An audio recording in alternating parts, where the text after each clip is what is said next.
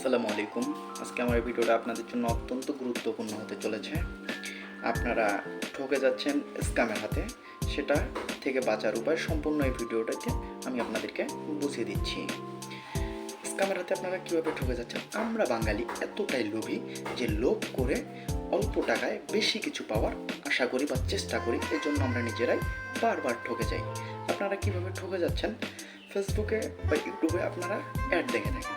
সেই অ্যাডগুলো হচ্ছে যে 250 টাকায় 60 জিবি 1 মাস মেয়াদ, অথবা 200 টাকায় 1600 মিনিট 1 মাস মেয়াদ, এরকম ছোট বড় অনেকগুলো অফার দেখে আপনারা সেগুলো ক্রয় করতেছেন।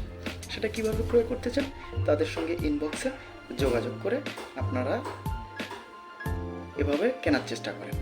সেটা থেকে ওনারা আপনাদেরকে ওয়ালেট নাম্বার দেয়, সেখানে আপনারা টাকা পাঠান। পরবর্তীতে দেখা যায় যে আপনাদেরকে প্যাকেজ দিচ্ছে না, আবার বলে স্যার আপনার টাকাটা রেড ব্লকে পড়ে আছে, আপনাকে পুনরায় টাকা পাঠাতে হবে, এই টাকাটা আপনাকে ক্যাশব্যাক দেওয়া হবে।